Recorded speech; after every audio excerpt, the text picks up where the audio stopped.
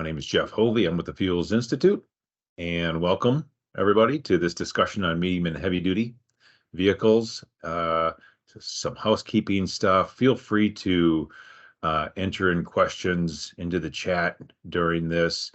I think John is going to go through. He's got a good slide deck, but we tried to leave some time at the end for Q&A and other input. So feel free to use the chat or the Q&A buttons above. Now it looks like we all went through a Teams update here, so I'm trying to get used to the new screen. But we'll keep an eye on that as we go. We are recording this webinar, so we'll be sharing this internally with our board and with other groups as needed. What else do we have here? I think it looks like everybody is coming in. Your microphones are muted, so we will go ahead and maybe we can open those up at the end so we can actually hear people's voices. But anyway, to get started, the Fuels Institute, for about the past 3 years, we've really been focused heavily on carbon reduction, decarbonization of transportation. Of course, early on, we were uber focused on light duty vehicles, and as time progressed and as that momentum started carrying itself, there's still a tremendous amount of work to do on that, in that area. But we also began about 1.5 years ago looking at medium and heavy duty, the more difficult to decarbonize sectors of transportation. So today, John's going to go over some of the work that we've done as we kicked off our new medium and heavy duty vehicle committee and our industry committee, which is a broad-based group. You'll see in a second who makes up our board of advisors, and it's a fantastic group. I would encourage anybody to either stay in touch with us or to become involved with our board. They're just fantastic. All of our research that we do goes through this peer review process, and we get everybody's input. So with that, I'm going to pass it over to John, and he's going to present his slides, and hopefully we'll circle back around at the end. Again, please feel free to enter in the Q&A and chat, and I'll keep an eye on that. Thanks for being here.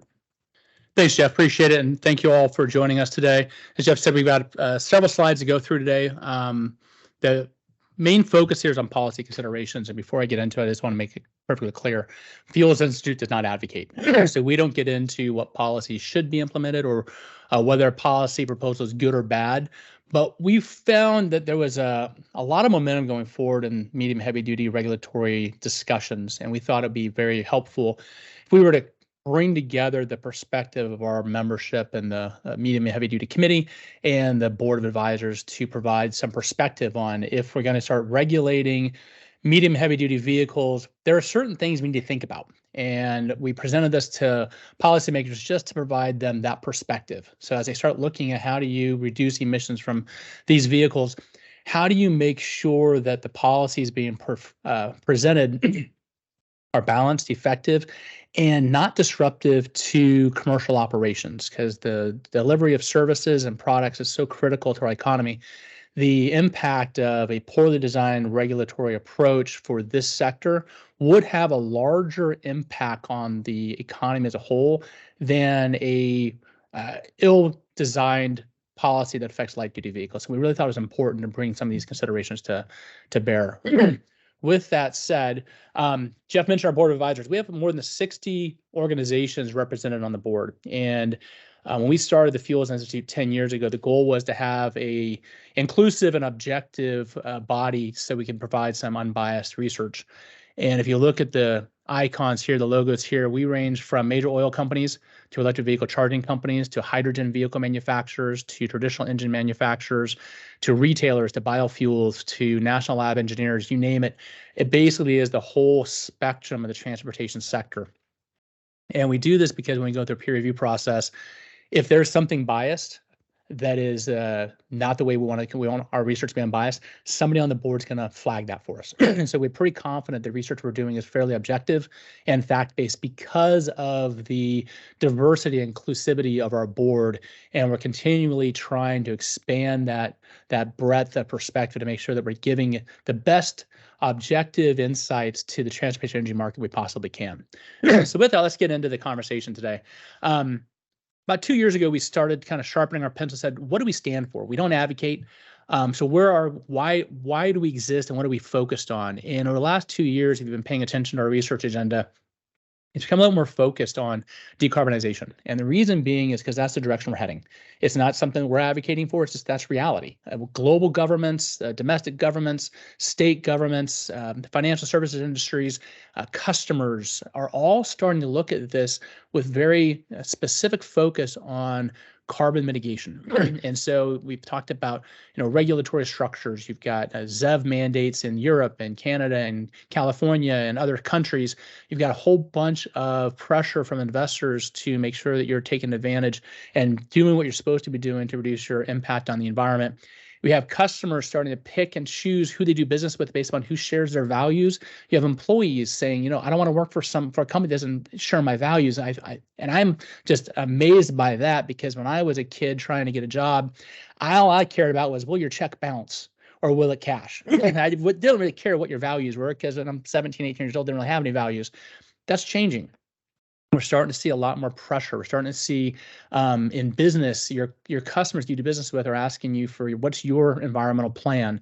And so we're starting to see that pressure. And so we said, okay, we're not going to dive into whether decarbonization is right or wrong or what the motivation is.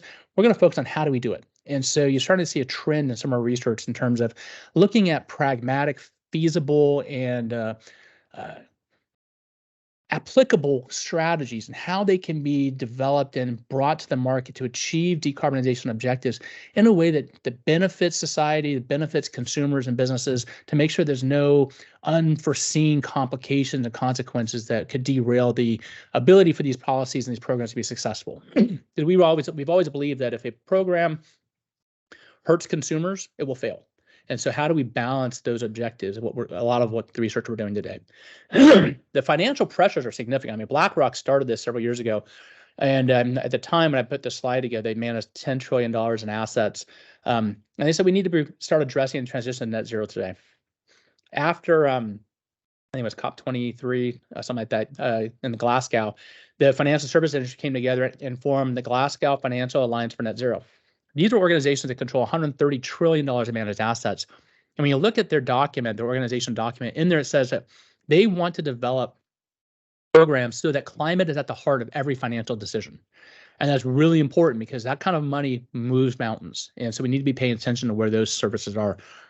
And then the SEC is drafting regulations right now to apply to publicly traded companies to report your environmental performance, your ESG performance and plans. But I think the important thing is we talk about fleets and the commercial vehicle space, whether you're publicly traded or not, this is going to affect you. And I highlighted there that the proposal would indirectly apply to privately held organizations. There's a provision in there that publicly traded companies are going to have to account for the emissions of those they do business with. And so we've already heard from several organizations that run fleets and services that they've been told by their commercial customers, if you don't have an ESG plan, if you don't have a climate mitigation strategy, we will no longer do business with you. So if you want to be our customer, if you want us to be your customer, you need to help us satisfy our ESG requirements by providing us your own insights. And so with that understood, we actually formed a company last year called ESG Integrity to help fuel retailers, fuel distributors, and fleet operators actually track and report their ESG performance, their environment, their social and governance performance, so that they can comply with the requirements of the government if they ever become implemented, but also so they can communicate to their commercial customers. Very important that they have that opportunity. So if you have any questions about that, Jeff and I are happy to chat with you about that. But why are we focused on transportation? Because when we're looking at decarbonization, 27% of U.S. GHG emissions come from transportation, and 82% of that comes from the on-road. And we break it down. I mean, 24% of transportation greenhouse gas emissions come from medium heavy duty trucks. And that's why we developed the medium heavy duty committee, because we recognize that the strategies being deployed to reduce emissions from light duty vehicles cannot just be deployed to all commercial vehicles at the same time in the same pace, because there's such unique differences in the commercial vehicle space that don't exist in the light duty space. When we look a little closer, that 24% of GHG emissions come from about 5% of all vehicles in operation. There are about 14 million medium heavy duty vehicles on the road, and that's about 5% of all vehicles in the US, and they're contributing 24%. So these vehicles might not be as numerous, but their impact, their emissions per unit is higher. So there's an opportunity here to really have an impact on the overall transportation sector's carbon emissions if we get the approach to the medium heavy duty vehicle market correct. And I think that's where the challenge comes into. We've seen some proposed regulations that the strategies they're deploying for light duty, they're just going to apply to the medium heavy duty, and they think it's going to be just fine. I think the reality is much more complicated than that, because this market is so much more diverse and so much more complex than the light duty vehicle market. And those who are affected by this sector are much more numerous. As I mentioned when I started off, you change a regulation for a passenger vehicle, that's going to affect that passenger and that family. Big deal. You got to pay attention to that. But you start changing the policies and the regulations for the commercial vehicle space, it affects the companies directly affected, and affects all their customers.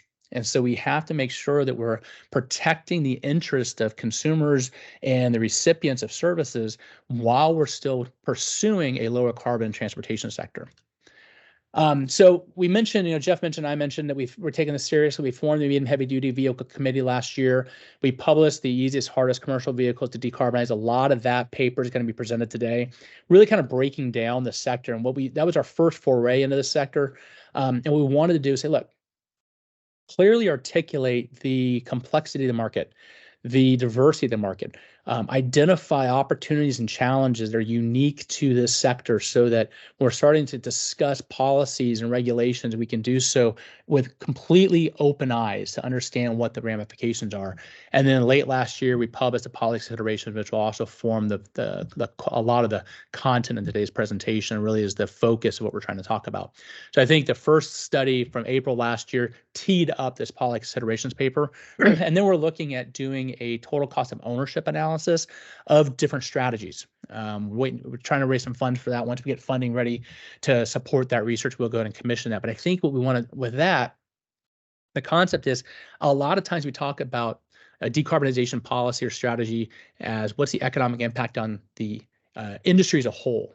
But fleet operators don't make decisions based upon what the impact on the industry as a whole is. They're looking at the impact on their economic return on investment for a particular vehicle. And we really want to be able to dive down into what is the total cost of ownership to the vehicle owner of different strategies, whether they be a different fuel blend, a natural gas or gaseous type of powertrain, an electric powertrain. How does that fit into their overall cost of ownership and the return on investment for that technology, so they can make specific selections of the strategies that are going to best suit their business and be sustainable for the long term while reducing their emissions toward the goal that we have.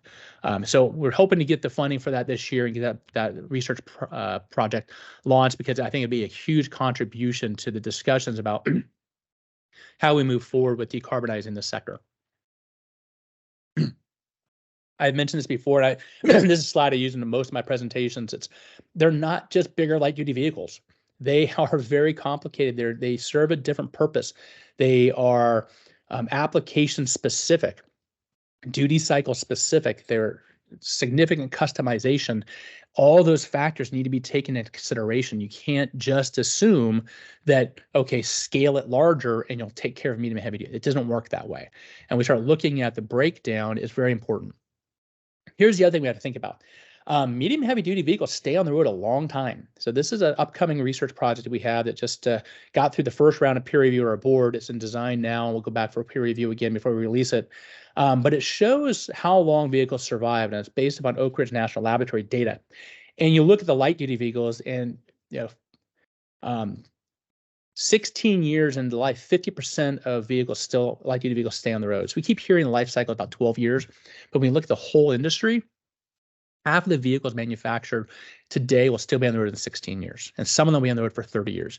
In the medium and heavy duty space, it's different. The heavy duty vehicles, half of them will still be on the road in 28 years.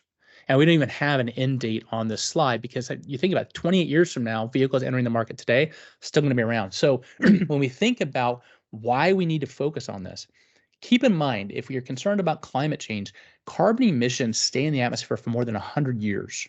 So if we can develop strategies that can be deployed today, while we're contemplating and developing new technologies, new solutions that may be a longer play, significant role in the market, we have to address those carbon emissions today as best we can. And in order to do that, we need to be open to opportunities and look at a variety of options.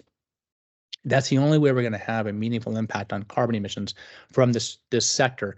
And we have to keep in mind, we're looking at 30-year life for half of the vehicles and maybe longer for more. And so what we do today has long-term ramifications for the transportation sector. When I talk about the complexity and diversity of the market, this is a graph we put together last year, kind of summarizing what the breakdown is. And you're looking at 30% of pickups in this sector, but they're not all the same. You see a tow truck icon there, because you got light construction, agriculture, towing, electric utilities, telecom, all different purposes. Yeah, they may have bought a similar truck, but then they kind of tore it apart and put it back together to serve their purposes.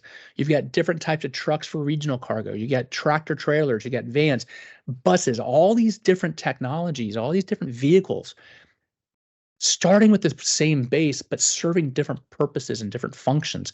And we have to be paying attention to those purposes and functions to develop strategies that can be deployed to those specific assets to have the biggest impact without creating an economic burden on the vehicle owner or their customers. We break it down even further, and this is from the first publication I mentioned earlier.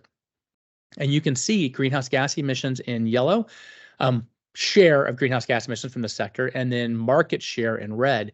And I've circled the cargo transport vehicles because they represent 57% market share and 76% of greenhouse gas emissions. But they're only one of, there's 3 categories of 17 different categories that we analyzed in this study that represent more than 90% of the market and more than 90% of the GHG emissions, these 17 categories. And we looked at, Guidehouse Insights looked at all of them for us and broke it down to see which ones were the easiest and hardest to decarbonize. But what I want to point out is you're looking at long haul cargo, which is 40% of the sector's greenhouse gas emissions. That is a very important sector to be paying attention to. It is also one of the most challenging to deploy new technologies to provide a lower carbon emissions technology or solution while preserving the work functionality of the vehicle as we currently know it. Long haul tractor, Class 8 tractor vehicles can go more than 1,000 miles on 1 tank of diesel fuel. How are you going to replicate that? We start looking at last mile and regional cargo. There's more flexibility in there. So we need to look at a couple things. We need to look at the market share of the vehicles. We need to look at their greenhouse gas contribution. And then we also need to look at, okay, how easy or how difficult might it be to change those vehicles to be a lower carbon solution? And our paper last April started that conversation. Here's some assets from that. First of all, school busing attributes. When you look at the school bus, they're only 5% of the market, only 2% greenhouse gases. But there's a strong initiative to electrify school buses. Why? Well, when we look at 5 categories, stakeholder sensitivity, that means who is being affected by these vehicles, ownership periods, how long do you have the vehicle? And if you invest in new technology, what's your ROI rate of return? Return to base routes. Do they need publicly available energy suppliers, or can they recharge, refuel at their Home Depot? Not the Home Depot store, but their depot base where their operations are headquartered. Where do they operate? Do they operate in communities, or do they operate out in the middle of nowhere? And that has different impetus in terms of their importance of decarbonizing. And what are their energy density requirements? Do they just need energy for transportation, or do they have ancillary needs for their energy, like a cement truck or a construction truck or something along those lines? A refrigerator, tractor trailer unit. We need to think about those things. So in the school busing attributes, all of those categories are considered advantages. They run for a couple hours a day. They run well-defined routes. They stay stationary in a depot for a very long period of time.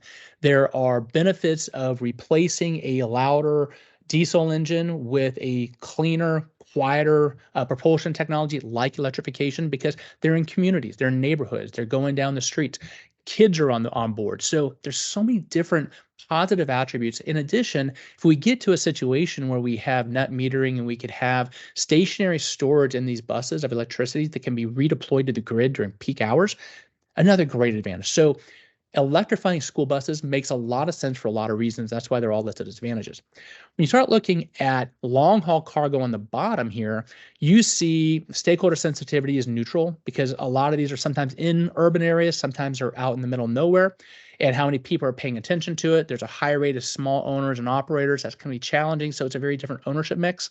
They're traded quite often. They're not always held for very long periods of time. They're bought and then they're traded, they're sold off. They operate in areas where nobody really sees them a lot. They have a lot of non-motive auxiliary loads in terms of reefer units or hoteling for the drivers. A lot of challenges. And I mentioned before the 1,000-mile range on diesel today. How do you replace that without compromising your gross vehicle weight capacity to bring cargo? And I'll talk about this a little bit later about we need to be thinking about work rate, not just miles traveled, but the work. How much work can be done for the same amount of energy and time as we're comparing vehicle options. So those are kind of the two extremes. The school busing, pretty easy to do some stuff too. Long haul cargo, pretty difficult, but the payoff would be awesome because it's 40% of the GHG emissions. The last mile cargo is something that seems to be a pretty great opportunity. You see some neutrals and advantages there, but I'll give you an example. We had Federal Express is on our board, and they spoke at our conference a couple years ago, and they were talking about how they look at each different application for delivery independently. And so if you have a regional distribution route where the vehicles are driving 150, 200 miles a day on a pretty well-defined route, a lot of stopping and starting, and they come back to a central base, pretty easy to deploy in electric vehicle technology or renewable natural gas technology in those scenarios because you're coming back and you are in control of your own refueling destiny. You're in control of your own energy provision. You don't need to rely on other third parties to provide energy for your transportation. And you know your route. So there's opportunities there. And you see Amazon had placed an order for a whole bunch of electric vans. You've got UPS and FedEx and a whole bunch of organizations who deliver products and services doing that because they have defined routes. So that opens up some opportunities. So if you look at each of these 17 categories and evaluate them, which we did in the study, you can start identifying where we might have some low-hanging fruit, and maybe it's going to deliver benefit. It's not going to deliver the big bang benefit that we may be looking for. But if we start addressing those while we're developing solutions for this 40% of the market represented by long-haul cargo, we can start seeing progress today. And so I encourage us to think about when we're looking at how we address carbon emissions from this sector, let's not get caught up in the big victory. Sometimes you can win with singles or field goals. Let's do as much as we can to address those sectors that we can today while we continue to work on long-term solutions for the more problematic and challenging categories. There are challenges, and I'm going to show a couple graphs here from Statista that I pulled up. And you can see the sources at the bottom there. But right now, the alternative vehicle fleet in the medium heavy duty sector is very small. In the commercial vehicle space in 2020, there were 14 million diesel and gas engine vehicles, and there were only 70,000 CNG and electric vehicles. So a very small footprint where we're starting with now. There's a lot of interest, a lot of discussion, a lot of investment in doing something different with the commercial vehicle space. But this is where we're starting from. Very, very small footprint that's going to have to grow over time. But the prospects of that are still fairly limited. Now, this is looking global. And it's based upon several different resources down there. But this chart shows that by 2026, globally, the expectation is battery, plug-in hybrid, and hydrogen fuel cell commercial vehicles will be about 325,000 units in the global fleet. Now, to put that in comparison, there are about 22 million units sold every year across the world. So if we get to 325,000 units in 2026, that's 1.5% of annual sales, not 1.5% of the global fleet. Okay, this is if we were selling 325,000 units a year. What this data is showing is 325,000 units in operation by 2026. So there's a lot of work to do. And I think we're getting caught up in trying to develop, quote, zero emission vehicle technology, which if you look at the life cycle, it's not, but a zero tailpipe.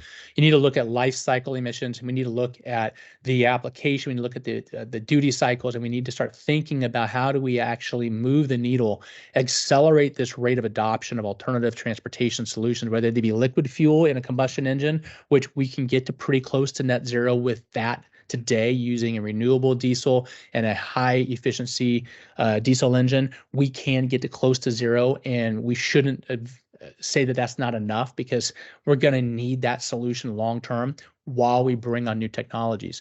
But the other reason why this uptick is so slow right now is if you look at the cost of an electric medium duty vehicle or an electric heavy duty vehicle compared to that of a diesel engine, in 2020 you're looking at 2 times more cost to acquire for medium duty and 2.5 times more cost to acquire for heavy duty. 2030, the costs are still 1/3 and 2/3 more expensive. And so we're seeing the costs come down in these projections, which is fantastic, makes them a more viable opportunity from a financial perspective, but they're still much more expensive. And when you start thinking, okay, what is the weight of the battery pack that's going to be required to power these vehicles? And what does that do to my cargo capacity? What does that do to my work rate for the vehicles that I'm operating? There's a big difference between a heavy duty vehicle pulling a truck full of beer compared to one pulling a truck full of potato chips. How does that affect, and how does that affect our volume and our overall ROI of operations? How does it affect how many vehicles we have to have on the road in a given day to do the same amount of work? For example, if you transition from a vehicle that can do 1,000 miles in one fill up to a vehicle that can only do 300, 400 miles, and then they have to sit for an hour or so to recharge, are you able to service your customers in the same capacity by replacing the truck with one truck, or do you have to deploy 2 trucks? That's an economic impact. That's a road congestion impact. And that is just a consideration I have to think about. And so when we start thinking about bringing these new technologies to market, if they change the work rate capacity of a vehicle, what could be done to minimize that change? Can we start looking at cargo capacity limits? Can we start looking at weight limits? Obviously, got to make sure the safety factors don't change, but we need to make sure that the commercial vehicles are able to do the same amount of work that they've always done, or that there's an opportunity, a strategy to supplement that work somehow. And that's just another factor we have to think about, because you can look at the emissions profile of an individual vehicle, but if that individual vehicle can't do the same amount of work as the one it's replacing, you're going to need 2 vehicles. And that's not necessarily the direction a fleet operator wants to go. It's not necessarily the best option for a community that's being serviced by those vehicles either. So how do we address emissions from the sector? I've spent the time kind of talking about the complexity, diversity, and some of the challenges that are presented. But the other thing that I want to point out is the diversity and complexity makes it challenging for a single solution deployment. But because the vehicles are so different, we have so many more options available to deliver a lower carbon transportation solution than are available in the light duty market. Diesel can be substituted with renewable diesel. We can substitute natural gas with renewable natural gas. We can do a combination of hybrid powertrains. We can do a whole bunch of different things. We can do electrification. We can do hydrogen fuel cell vehicles. We can do hydrogen ICE vehicles. So there's so many different options to start delivering lower carbon solutions. Figuring out how to deploy the right ones is very important for policymakers, ensuring that we have a portfolio approach, especially for the sector, that can be leverage to deliver the greatest emissions reduction for the lowest cost and at the fastest implementation period. That's a benefit. And so I encourage policymakers who might be on the call to really think about, what are our objectives? Our objectives are reducing carbon. It's not pushing a technology. A lot of people get confused and think decarbonization equals electrification. That's not true. Electrification has a huge role and is going to be a great contributor to reducing carbon, especially as the grid gets cleaner. But it's going to take a long time. Transitioning the market with a 38-year life for half the vehicles that are sold today, they're not replacing those for 38 years. And so what are we going to do to help reduce the carbon from those vehicles sold today for the next 38 years because they're going to be emitting carbon all that time. So we need to be open to solutions and options and create an opportunity for innovation to really take hold. So in our paper, we kind of outlined a variety of things. And I'm going to walk through several of these, and then we're going to open up for questions as well. The first thing is, in general, we need to approach this from a life cycle perspective. The idea that the quote zero emission vehicles have no carbon emissions is erroneous. Depending on what the grid looks like, electric vehicles could be better or worse for the environment. Depending on what the source of the hydrogen is, I mean, that could be even either a fossil hydrogen or renewable hydrogen. We need to be looking at the life cycle. We need to look at from the time the materials are harvested to produce the energy and the vehicle through their construction, management, operations, and disposal, and then look at the energy and vehicles as a system. And I think I mentioned this sector has more opportunities in light-duty vehicle space, and I think here's one of the reasons why. Not only do you have different vehicle types and different solutions that can be applied, the engine manufacturers servicing this market have not invested billions of dollars in one path. A lot of the light duty vehicle manufacturers are heavily invested in electrification. And so getting them to think differently is risky from a return on investment perspective. So they're really focused on that. We don't have that same situation yet in the medium heavy duty space. So we can look at engine design and energy provision as one unit. And one of our board members, Cummins, has developed a platform for engines that can run on multiple fuels, depending on what the customer desire is. They can manufacture the vehicle with a tweak to the fuels system to accommodate diesel, to accommodate hydrogen, accommodate natural gas, renewable natural gas, a whole bunch of different options. So we have an opportunity to look at a life cycle as a holistic system. That's a great opportunity if we stay focused on it. If we're thinking about electric vehicles, which I know we are, and we should because they have a huge role, the heavier the vehicle, the more electricity it's going to need and the more power it's going to draw when we charge the vehicle, which means we're going to be needing 1 megawatt to 2 megawatt charging stations for Class 8 electric vehicles. That is a lot of power. A typical grocery store takes less than 400 kilowatts of power. Now you're talking 2.5 times that for a megawatt charger. So the infrastructure is going to be big. When the vehicle of that size plugs in, the instantaneous draw on the grid is going to be kind of shocking. So you have to create resiliency and support within the system to handle those spikes in demand. This can be a big deal. If we're looking at natural gas, renewable natural gas, hydrogen, or electricity, we need to think about infrastructure. And we need to think about not just infrastructure the way we think about charging infrastructure for light-duty vehicles, but we need to think about routes. We need to think about workload. We need to think about timing on the road, how much time is going to have to be kept off running a route in order to repower, refuel a vehicle with a new technology. We need to make sure that the infrastructure is resilient and redundant. In case they pull up to a site that's not working, they have another one to go to. So we have to be thinking about it just in general.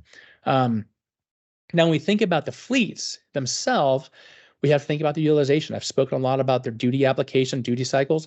We need to think about ownership periods. I mentioned that on a couple of examples earlier, but if a fleet is only owning a vehicle for a year or two, getting the return on investment for a higher cost of vehicle is going to be challenging. And we need to think about what is the acquisition option for energy. If you have a return at home fleet, you can provide your own energy. If you do not return to a base unit each night, those vehicles need third parties to invest in infrastructure to sell them the power their vehicles need, whether it be electricity, hydrogen, gas, or diesel or gaseous fuels. We need to build the infrastructure. We need to think about those options and what does that look like for individual use case scenarios. Then you need to think about with the vehicles themselves, what other needs do they have other than just transportation? A lot of the times we think about the engines and the fuel as just getting a vehicle from point A to point B. But what about the reefer units that require a lot of energy? What about the hotel accommodations for overnight truckers are going to require energy? What can we do to support those? What about the construction equipment? What about all these different ancillary operations that are powered off of the existing engine? How are we going to supplement that? Things we got to think about. Looking over the economic implications, I think this is where we get into more societal issues. And I mentioned before, the impact on light duty vehicles is to the driver and their immediate family. The impact of new technology, new investments in the commercial space is in communities they serve. whether it be the stores they deliver product to or the households they're servicing within a community, the cost that the fleet operator incurs will be passed through. And so it's very important to kind of minimize the cost of this transition to create an optimal situation to have the greatest impact on emissions reductions while ensuring the affordability of the products and services being delivered. So that's a really important consideration, because the ripple effect of regulations affecting this sector are much wider and much more pronounced. You look at the impacts of inflation in the past 12 months. If you add cost to the distribution of goods and services, you're going to see more inflationary pressures there. We've seen in the past, when diesel prices go up, there is a fuel surcharge applied to delivery goods and services.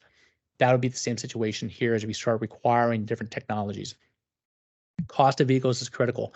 Not all fleets own 100,000 vehicles. A lot of them only own 5 to 10. Some of them own fewer.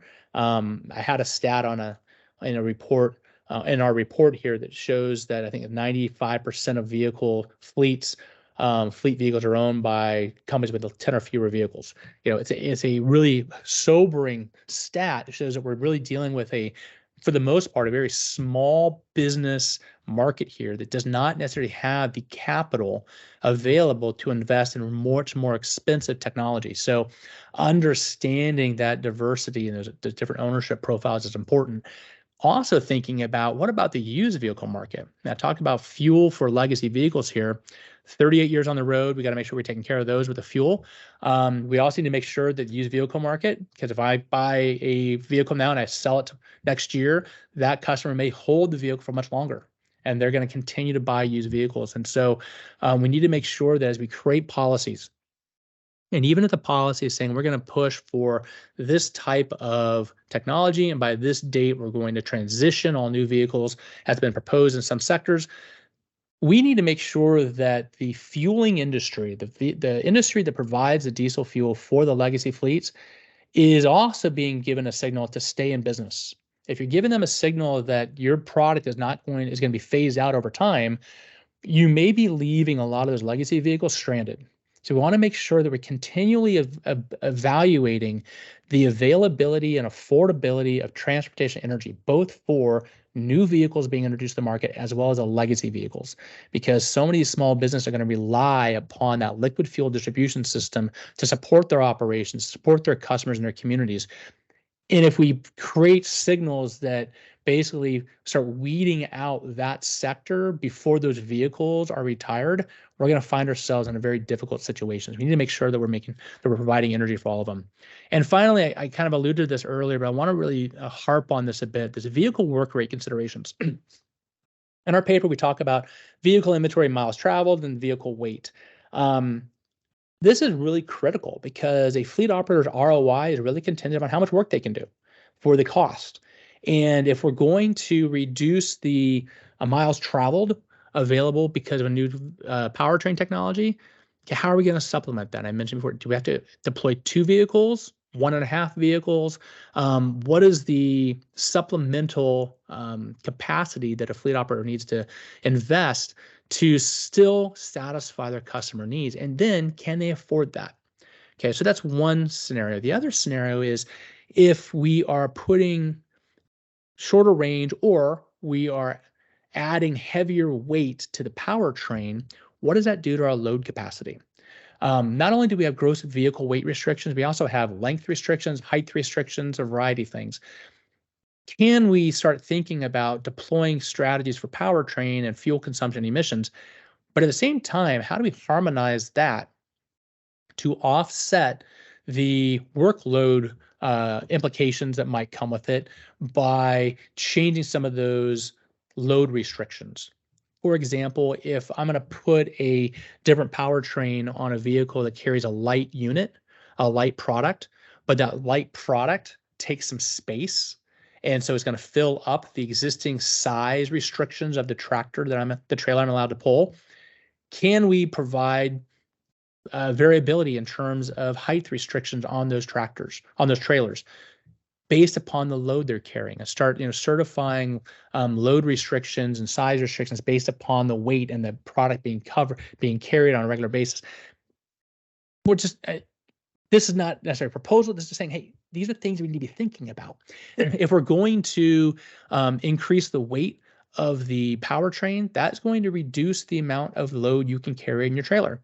We had this discussion about 10, 15 years ago when natural gas vehicles were really gaining a lot of interest, and liquefied natural gas units were being demonstrated as being much more applicable for long haul, but they weighed more because the refrigeration units required to keep the gaseous in a liquid form. Electric vehicle batteries are heavy. And so if we start seeing that the powertrain is reducing the amount of cargo that can be carried, fleets aren't going to accept that because that's not going to satisfy their workload requirements. So we need to understand those restrictions and start targeting our incentives and our proposals to deploy those technologies that present the least amount of disruption to business as usual from a cargo workload perception. I'm not saying business as usual from a emissions perspective. We don't want that. We want to improve emissions, but we also don't want to compromise the workload capacity of these vehicles and these fleets. So we need to be thinking about all these things. That's why I think I start off saying it's not as easy as saying one solution fits all. It is a very complex and diverse market. A lot of complications, a lot of challenges, but also a lot of opportunities. And so I think this is my last slide, then we'll open it up. If we can deliver on three things, one is how do we reduce carbon? Clearly, that's priority one for most policymakers. How to reduce carbon emissions throughout the life cycle of its vehicle and its corresponding source of energy. So we need to look at the life cycle, and we have a great opportunity in this sector to do so. We need to look what the business return is. Fleet owners need a predictable and reliable return on investment before they invest. And we need to figure out how we make the new technology advantageous on a total cost of ownership basis for the fleet operator, which is why we're hoping to raise some money to do this research on total cost of ownership per vehicle so that we can provide that comparable analysis to help fleet operators make more informed decisions about what they want to invest their money in. And the final point is customer satisfaction. And again, light duty vehicles, don't really worry about that too much. You're looking at the driver, and the driver's the one buying the vehicle. But this is a situation where these vehicles service more than just themselves, more than just their driver. They're servicing communities, they're servicing stores, businesses. They're delivering needed services to stranded motorists with tow trucks, or to plumbing situations, or electricity delivery transmission services. They all have different needs. So we need to make sure that we're supporting and incenting the investment in technologies that are going to reduce carbon, that are going to provide the fleet owner with a reliable return on investment, and preserve the service to customers that they've grown accustomed to at a rate they consider affordable and reasonable. These are priorities that should be questioned every time a policy is being drafted. If we ask these three questions, then maybe we could get to a point where the policies are sustainable. And I'm not talking about it from an environmental perspective, I'm talking about long-term. We start implementing strategies now. We start delivering these benefits now and into the future without having to look back in 10 years and go, man, we really made a mistake. We didn't think about this. So it's really important that as we developing these policies and these proposals, that we think it through and really kind of consider the broad implications of what we're trying to do. So with that, Jeff, I will open it up to any questions anybody may have. Excellent, as always, John. Nice presentation. We've got some questions in the chat, and I decided midway through that we were going to hold them to the end, so I apologize for making you guys wait. But Sam and Prentice are touching on. I think if John, if you could go back to slide 9. I think which one? Slide 9. Slide 9. How long do vehicles survive? There we go. And Prentice posed a question. Amanda, we can open up all the mics if you'd like. I don't know if you can be more prescriptive and just open up Prentice and Sam's, but the question was, what are we showing here? Is this, we're just looking at heavy duty? How do medium duty vehicles fall on these curves? And then that was Prentice's question. And then Sam followed up with talking about the warranty for the medium duty vehicles. There's about half of that for the heavy duty vehicles, if that's an indication as to the longevity that these vehicles are on the road, which I do think it is. And then, so I wanted to just touch on that quickly as far as, you know, where these curves are coming from, and then of course what we're going to be looking at for the remainder of the year. And then I'd like to get into, there's some other good policy questions after that. So, I mean, first of all, this is Stillwater Associates is using this in our upcoming How Do You Decarbonize Combustion Engine Vehicles, and a source from Oak Ridge National Laboratory. So I don't have a medium duty vehicle analysis in this. My guess would be plot it somewhere between the red and blue, would be my guess. Or maybe between the green and blue light duty vehicle trucks. A lot of the medium duty vehicles are pickups that are converted. You look at class 3 to class 6, I'd probably put them higher, longer life than the green, lower life than the blue. But I don't have that data specifically. Okay. And I'm sure we're going to be learning a lot more on that as we discuss the scope for the TCO type discussions. So looking at, I think it's fascinating the fact that we can be prescriptive in our solutions here, and, you know, kind of eyes wide open. But at the same time, I think in my personal opinion, it's very important that policy does not dictate that prescription of applying new technologies, new fuels, et cetera. I mean, I think given the right tools and incentives, industry can do some amazing things. And I think that those carbon reductions are that much stronger because you have industry buy-in. Again, that's just my personal opinion. And so that kind of leads us into David comes out of the gate. You know, we can't really have this conversation without talking about a carbon tax. How does that fit into this discussion? You know, it's the carbon tax discussion has been around for, I don't know, maybe it's been decades now, but it's you know, we're going to have that discussion, and I'm sure that's going to roll into it. You know, have we looked at what that price per ton CO2 equivalent needs to be to move that needle? That's David's question, and kind of related to that was Prentice's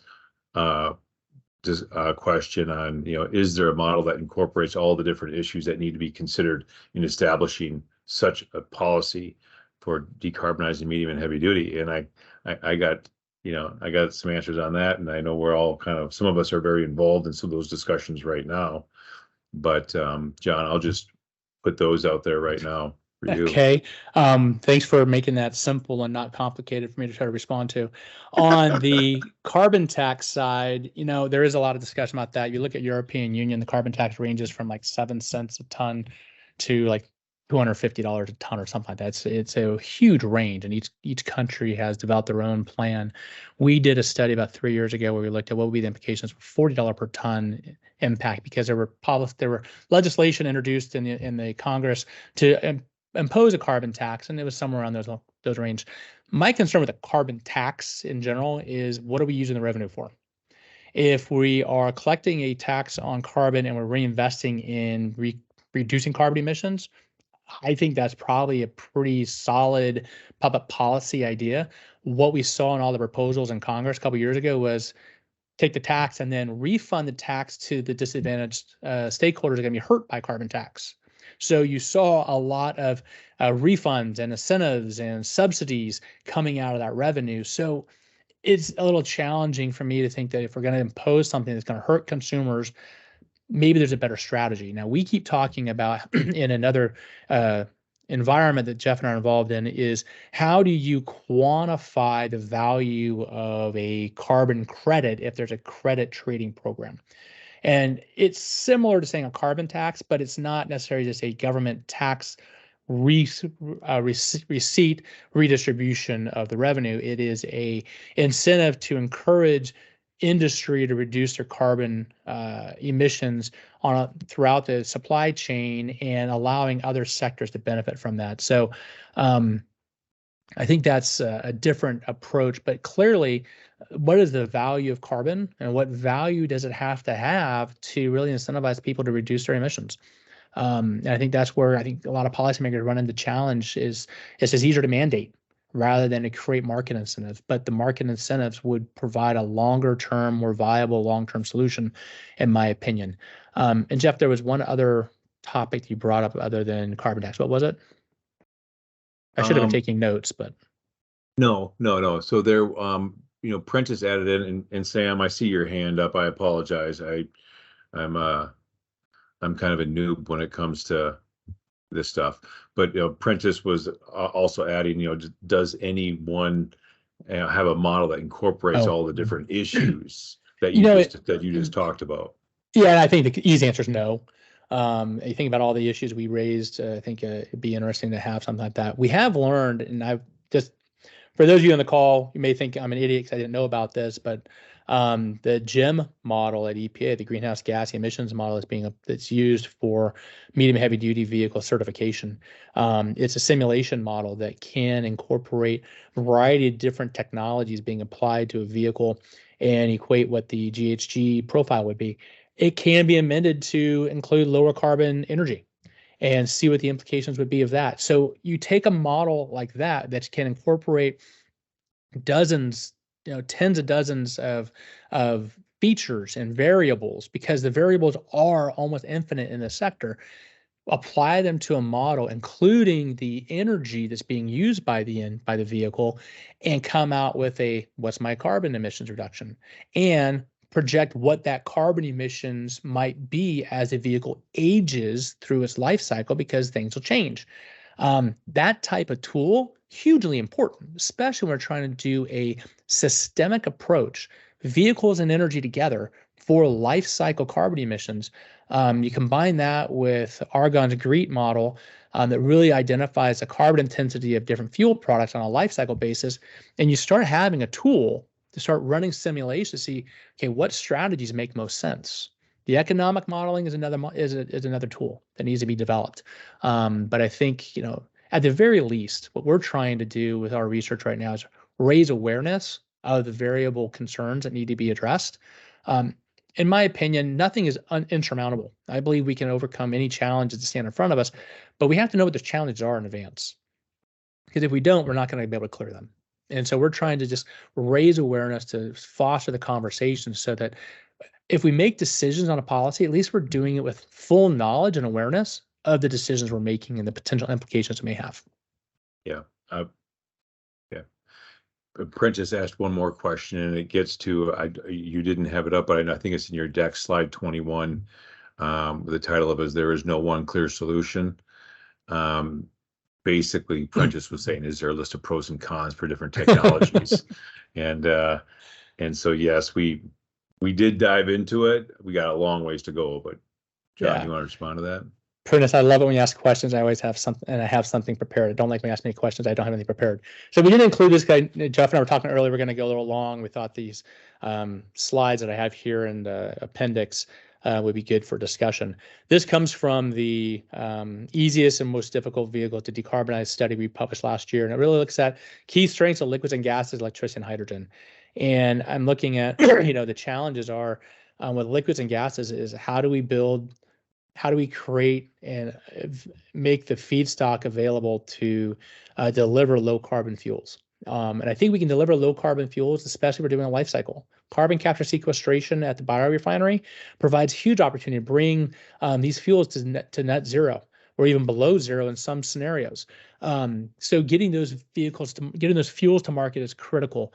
The gaseous, we have a very small number of vehicles that are available to run on natural gas, but if we could deliver renewable natural gas to those and create an incentive to bring RNG to market, maybe we'll get more of those vehicles brought to the market, because RNG has a very low negative CI score. So there's opportunities there. We have to work on feedstock competition. We need EPA to expedite the approval of new pathways for new biofuels to be brought to market. We need to look at compatibility with infrastructure for distribution and for vehicles. A lot of those can all be overcome, but I think we have some opportunity and challenges there. On electricity, I mean, I talked about this a lot. It's the TCO payback potential. It's the renewable electricity. Our grid is not clean by any stretch of the imagination. They're making efforts to clean it up, but electric vehicles are not zero emission on a life cycle basis. So we need to clean the grid to get to a zero carbon. But we gotta look at, for the vehicles, it's the energy density, it's the range, it's the impact on the gross vehicle weight restrictions, it's the CapEx for acquisition of the vehicle is very high. So we have a lot of work to do in that sector. And in hydrogen, I mean, we need the vehicles and we need the infrastructure, and we need to get to a lower carbon solution for hydrogen generation. A lot of the environmental community does not like hydrogen right now because it's predominantly being produced from natural gas, which is fossil. There are ways to produce it. Use renewable natural gas to produce hydrogen. Get green hydrogen in the market. Bring the vehicles to market, which we're going to see more vehicles in the market here in the coming 2 or 3 years, which is very exciting. Build the infrastructure, maybe in the commercial vehicle space, a hub and spoke scenario where a company that has vehicles is building infrastructure and open up to other companies that have vehicles, so we can start just demonstrating the viability of this. I'm very bullish on hydrogen. I think there's a great opportunity there. It's expensive and infrastructure is not there. That being said, tons of work's being done on it. And it's very exciting to see how much money and how much work is being done to try to find the solution that works. With the electricity and the hydrogen, both of them, however, are long-term plays.